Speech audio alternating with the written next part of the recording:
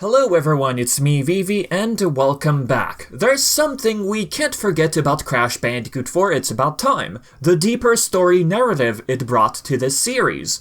Sure, the previous three have some interaction here and there, but those ones feel more surface level. Mad scientists trying to rule the world, you get the gist. Now looking at the fourth game, it too has a simple plot, like keeping dimensions, space and time from falling into the wrong hands. Although the story progression feels straightforward, it didn't stop the game from going a bit deeper when it comes to our characters. Crash Bandicoot 4 It's About Time could potentially set the course for more in-depth stories in the future, while also keeping it simple. With that said, there is one scene in Crash 4 I'd really like to talk about, one which took quite a dark turn all of a sudden. The last time I killed her friends, her screams were exquisite. Huh? Delicious.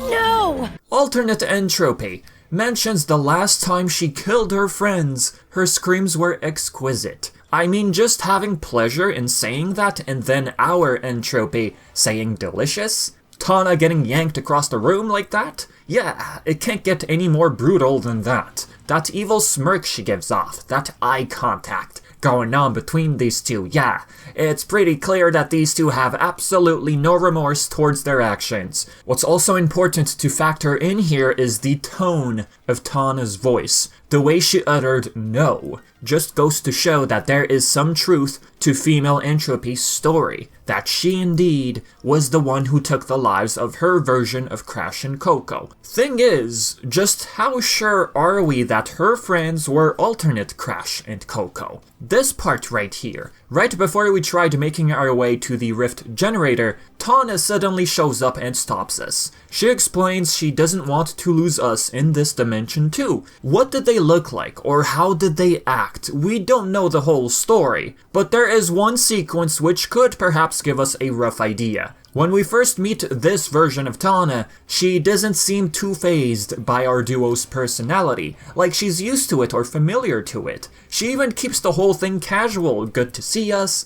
been a long time for her. She even guesses us perhaps collecting crystals, gems. Yeah, she doesn't even seem too surprised that we're now collecting masks. The thing is, she could have outright commented on our differences if applicable, but she never made any comment. When Coco brings up how they've lost touch in her dimension too, that's when she gets, starts feeling on edge. Coco wonders if they died or something in this dimension. Clearly, we did, after what we learned later in the game. Tawna's body language here and facial expression clearly shows that she was hiding something from us. Alright, after experiencing Crash 4 with this new Tawna, naturally folks would start to wonder if this Tawna is the permanent Tawna. Permanent as in being the main Tawna going forward with the series.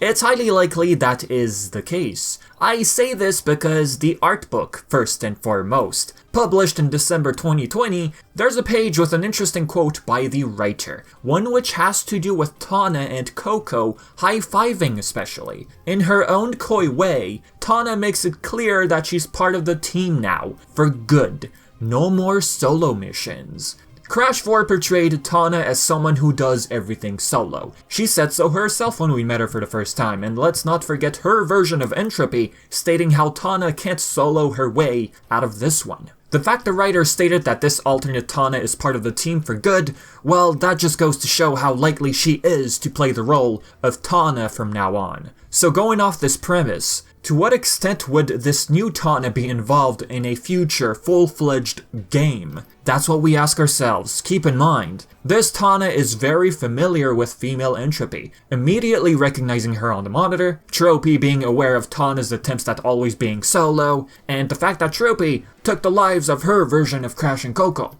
Speaking of alternate Crash and Coco, could we ever expect them to appear somehow? Now they are deceased, at least that's what we're meant to believe. If the team ever decides to involve Kupunawa again, going back in time like what we saw with Cortex, that could be one way of seeing alternate Crash and Coco still alive. Let's not forget the 100% completion epilogue, how evil scientists are harder to squash than cockroaches.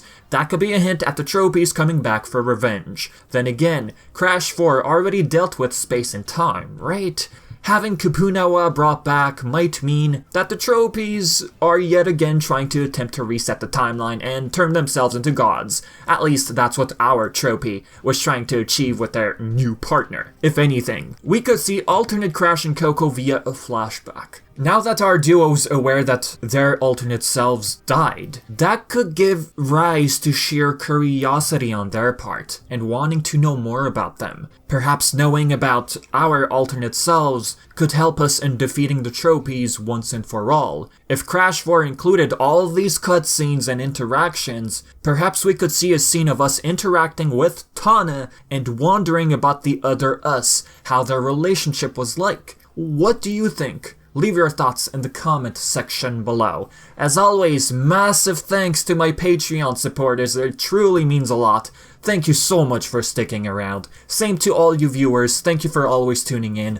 I've been Vivi, and until next time.